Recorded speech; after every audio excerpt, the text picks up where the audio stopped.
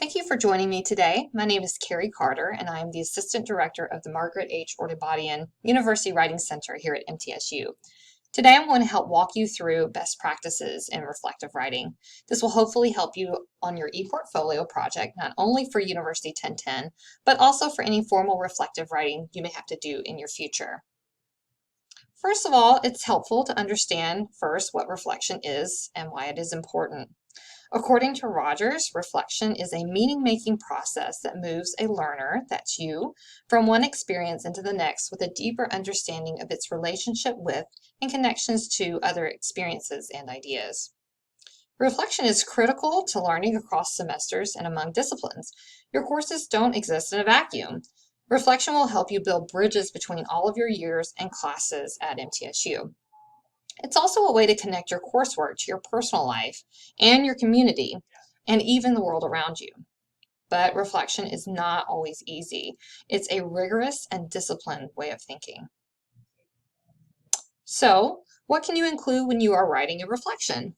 The first thing to consider is what experiences, observations, and examples you want to discuss. However, you have to do more than just list these experiences. Instead, you will want to make meaning from these. To do so, you may want to discuss challenges you have encountered and how you have worked through these, strengths you have and how you know you have these, problem solving you have done, how and why you have questioned previous beliefs, connections you have made between your learning and other situations, classes, things happening in your personal life, in your community, in your discipline, and so on. You should certainly include your feelings and perceptions, outcomes of different experiences you have had, connections to your goals and connections to your future and your past. As you can see, descriptions are nice, but you certainly have to do more than just describe parts of your life and learning experiences. You have to make meaning and connection from these. The best way to do this is to walk yourself through step by step the way to gain depth in your reflection. First, you'll want to start with an experience that relates to the topic you were reflecting on. Next, you'll want to describe that experience and how it connects with your topic. Then, analyze the situation. What did you learn from it? What did it teach you? Why did you make those decisions? What were the consequences or the outcomes? And finally, you will want to apply what you have learned. You will spend time discussing how this information can be applied to things like your goals, coursework, your life, discipline, and even the world around you. So without the final steps, your reflection will certainly fall flat on what reflection should do, which is explain what you gain from your experience. If you're in class or even at home, take a moment to think about a time in your life when reflection helped you. Write it down or describe it to a classmate. Also discuss in what ways you reflected. Did you discuss a situation with a friend? Did you write or journal? Did you simply spend time thinking about the situation? You can pause here until you have finished. Now that you have considered reflection in your life, you will hopefully see that reflection can help you in different situations and can be done in a multitude of ways. Formal reflection can be a bit different from some of the reflections you just wrote about or discussed. When you are writing formal reflections for a class or an ePortfolio, you will especially want to consider audience. Audience can be defined as the individual or group you are trying to reach with your writing. Remember, you can have multiple audiences for one piece of writing. Considering audience will help you think about what your reader needs to know from you in order for your writing to be most effective. So, who is the audience for your ePortfolio? Pause and take a moment to discuss your audience or write down who you think your audience is. Did you answer your professor, future employers, scholarship readers, and maybe even yourself as potential audience members for your ePortfolio? You may have discovered other readers that I didn't list. Either way, you will want to keep these audience members in mind as you craft your ePortfolio and your ePortfolio artifacts. This may affect things like your word choice, your organization, or even the overall content. So let's get started. There are several different ways you can collect ideas for your ePortfolio. Make sure you look at your assignment sheet if you have one to see what may be the overall goals or objectives you need to meet with your writing. After that, take a look at informal reflections you may have done over the semester. Examine notes from class in personal writing or journals. Your social media may even contain some ideas of what you were doing at certain points in the semester. If you kept a planner, take a look at that as well. Examine the coursework you have completed, revisit old papers and assignments. What do you think when you see these? Some of the best writing ideas come from talking. Have discussions with friends, family members, teachers, and classmates about your semester. You can even come to the Writing Center for a brainstorm. Finally, write out your goals and see if you have met these, in addition to just taking time to think about your experiences. What stands out the most to you and why? Before going any further, I want to remind you of what will make a compelling reflection. For one, be honest. Readers can sense when you aren't being genuine. Be vulnerable. You can show growth through admitting setbacks and telling how you conquered them. Provide proof. If you want your audience to believe you, you have to do more than just tell them. You also have to show them. You can always brainstorm on paper, but you may want to check out some online tools. Things like bubble.us, Prezi, and Stormboard are common, but you can always Google brainstorming tools online to find something for free that works for you. Here is an example of a brainstorm that was started through Bubble.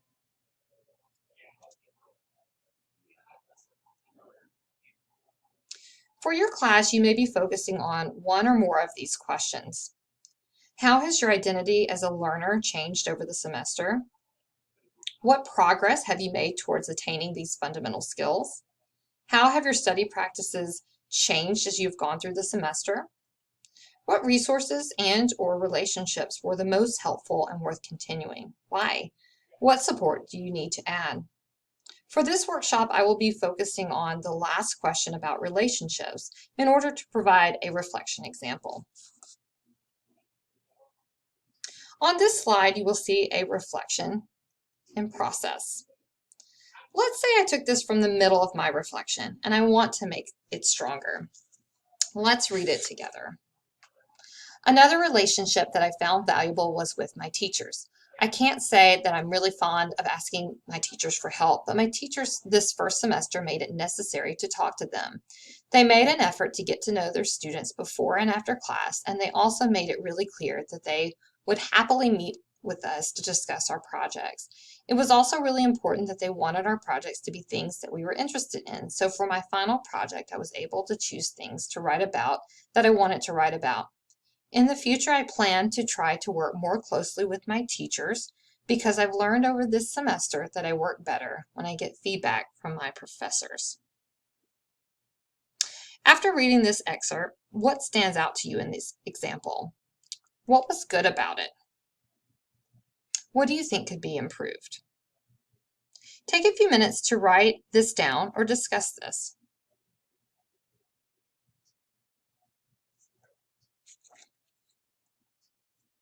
Here are some things that stand out to me. Who are my teachers? All of them? Maybe I should choose a teacher to focus on as an example of a good student-teacher relationship. Do I have proof that I didn't ask for help? What's an example of a specific project that I discussed with my teacher? Do I explain what my interests are?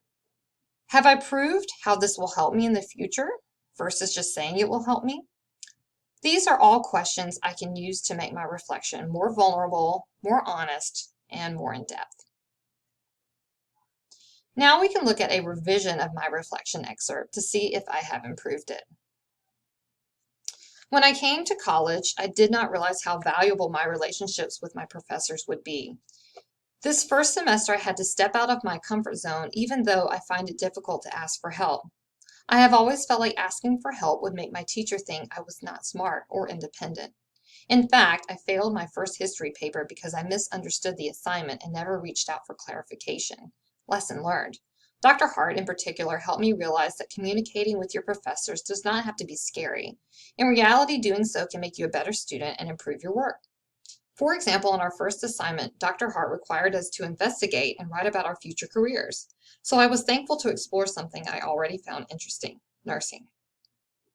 However, once she explained that we would have to conduct an interview with someone in our profession, I immediately panicked. Dr. Hart expressed she knew how scary this could be and told us we would meet one-on-one to review our questions and practice. Little did she know this doubled my fear. On the day of our meeting, Dr. Hart greeted me with a smile in her office and welcomed me in.